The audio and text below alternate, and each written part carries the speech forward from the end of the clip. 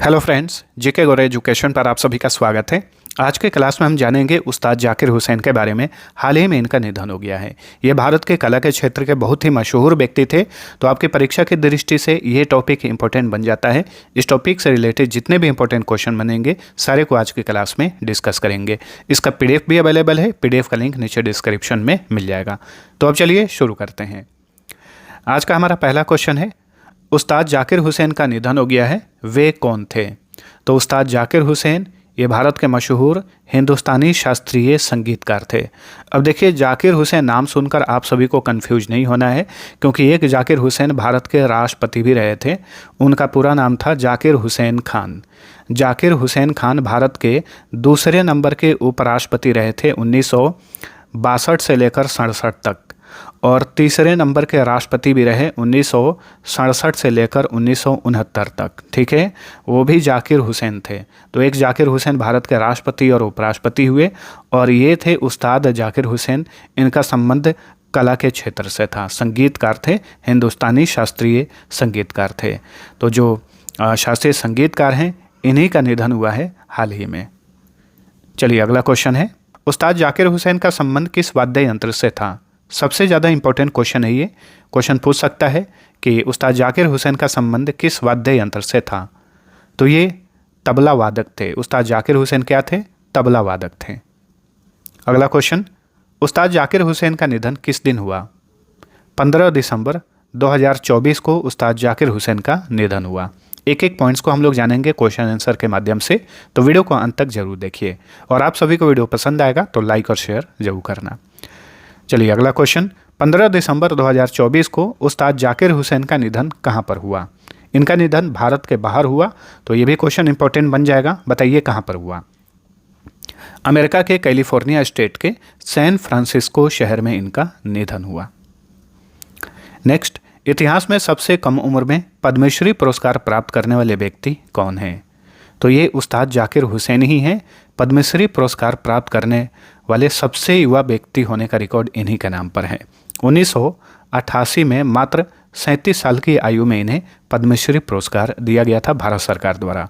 पद्मश्री पुरस्कार जो है ये भारत का चौथा सबसे बड़ा नागरिक पुरस्कार है। जाकिर हुसैन की कला से प्रभावित होकर किसने उन्हें उस्ताद की उपाधि दी थी? तो ये पंडित रविशंकर थे, जो कि अपने काल के मशहूर सितार वादक रहे। इन्होंने ही जाकिर हुसैन को उस्ताद की उपाधि प्रदान की थी। अगला क्वेश्चन, 15 दिसंबर 2024 को उस्ताद जाकिर हुसैन का निधन कितने वर्ष की आयु में हुआ? कितने वर्ष? 73 वर्ष के थे। ठीक है, उस्ताद जाकिर हुसैन 73 वर्ष के थे और इनका निधन हुआ 15 दिसंबर 2024 को। उस्ताद जाकिर हुसैन का जन्म कब और कहाँ पर हुआ था? तो देखिए, इनका जन्म हुआ था 9 मार्च 1951 को मुंबई में। ठीक है, 9 मार्च 1951 को मुंबई में इनका जन्म हुआ था। और निधन कब हुआ? 15 दिसंबर 2024 को अमेरिका के कैलिफोर्निया के सैन फ्रांसिस्को में। निधन और जन्म आपको याद रखना है। चलिए अगला क्वेश्चन, उस्ताद जाकिर हुसैन को किस वर्ष पद्म विभूषण पुरस्कार से सम्मानित किया गया था? बहुत ही शानदार क्वेश्चन है। भारत रत्न के बाद पद्म विभूषण जो है ये भारत का दूसरा सर्वोच्च नागरिक पुरस्कार है। ठीक है, और पिछले साल ही द्रौपदी मुर्मू ने इन्हें पद्म विभूषण पुरस्कार से सम्मानित किया था। तो इस क्वेश्चन को तो रट जाइएगा कि इन्हें किस वर्ष पद्म विभूषण पुरस्कार मिला? तो 2023 में। ठीक है, इन्हें तीनों पद्म पुरस्कार प्राप्त हुए थे। पद्म विभूषण, पद्म भूषण और पद्मश्री, तीनों पद्म पुरस्कार इन्हें मिले थे। केवल भारत रत्न नहीं मिला। चलिए अगला क्वेश्चन, उस्ताद जाकिर हुसैन का 15 दिसंबर 2024 को किस बीमारी के कारण निधन हो गया?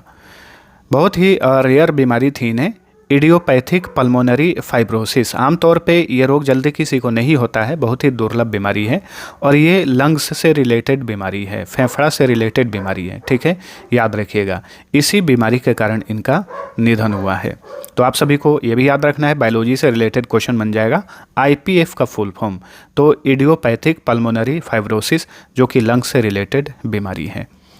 नेक्स्ट, उस्ताद जाकिर हुसैन ने अपने करियर में कुल कितने ग्रैमी पुरस्कार जीते? इन्होंने अपने करियर में कुल 5 ग्रैमी पुरस्कार जीते। ग्रैमी पुरस्कार जो है ये संगीत के क्षेत्र में दिया जाने वाला विश्व का सबसे बड़ा पुरस्कार इसे माना जाता है। ठीक है, अलग अलग न्यूज़पेपर में अलग अलग संख्या दिया गया है, किसी न्यूज़पेपर में 3, किसी न्यूज़पेपर में 4। ठीक है, इसी तरीके से बहुत सारे न्यूज़पेपर अलग अलग जो है अपना डेटा बताते हैं कि इन्हें ग्रैमी पुरस्कार कितना मिला। लेकिन याद रखिएगा, इन्हें ऑथेंटिक बता रहा हूँ, ऑथेंटिक सोर्स से लिया गया ये डेटा है। इन्हें 5 ग्रैमी पुरस्कार मिले। 1992 में पहला ग्रैमी पुरस्कार मिला था, तो 1992 में 1 हो गया। 2009 में भी इन्हें 1 ग्रैमी पुरस्कार मिला था और इसी साल 2024 में इन्हें 3 ग्रैमी पुरस्कार दिया गया। ठीक है, एक तो न्यूज़पेपर में लिख दिया था कि 2023 में इन्हें ग्रैमी 3 पुरस्कार मिला, लेकिन नहीं, 2024 में इसी साल इन्हें 3 ग्रैमी पुरस्कार मिला है। तो इनको कैरियर में कुल 5 ग्रैमी पुरस्कार मिले। ठीक है, चलिए अगला क्वेश्चन। उस्ताद जाकिर हुसैन को सर्वप्रथम किस वर्ष ग्रैमी अवार्ड से सम्मानित किया गया? देखिए क्वेश्चन पूछ लिया है, तो सर्वप्रथम इन्हें 1992 में ग्रैमी पुरस्कार से सम्मानित किया गया था। नेक्स्ट, उस्ताद जाकिर हुसैन के प्रथम गुरु और पिता कौन थे? तो इनके पिता का नाम था अल्लाह रखा कुरैशी। इन्हें अल्लाह रखा खान भी कहा जाता है। ये उस्ताद जाकिर हुसैन के पिता थे और प्रथम गुरु भी थे। अल्लाह रखा खान का संबंध किस वाद्य यंत्र से था? ये भी मशहूर तबला वादक थे और इनके पुत्र उस्ताद जाकिर हुसैन ये भी मशहूर तबला वादक हुए। नेक्स्ट, भारत सरकार ने उस्ताद जाकिर हुसैन को किस वर्ष पद्म भूषण पुरस्कार से सम्मानित किया था? देखिए, इन्हें तीनों पद्म पुरस्कार प्राप्त हुए थे। 1988 में इन्हें पद्मश्री पुरस्कार मिला, आप सभी को फिर से बता दे रहा हूँ। उसके बाद पद्म भूषण पुरस्कार, जो कि भारत का तीसरा सर्वोच्च नागरिक पुरस्कार है, 2002 में मिला। ठीक है, 2002 में पद्म भूषण और पद्म विभूषण पुरस्कार जो है इन्हें इसी साल 2023 में पिछले साल इन्हें पद्म विभूषण पुरस्कार दिया गया। नेक्स्ट, सन 1973 में उस्ताद जाकिर हुसैन ने सर्वप्रथम किस एल्बम के लिए अपना संगीत दिया था? Living in the material world, ये एल्बम आई थी 1973 में। ये जॉर्ज हैरिसन की ये एल्बम थी। जॉर्ज हैरिसन की एल्बम थी। इसी एल्बम के लिए सबसे पहले इन्होंने अपना आधिकारिक संगीत दिया था।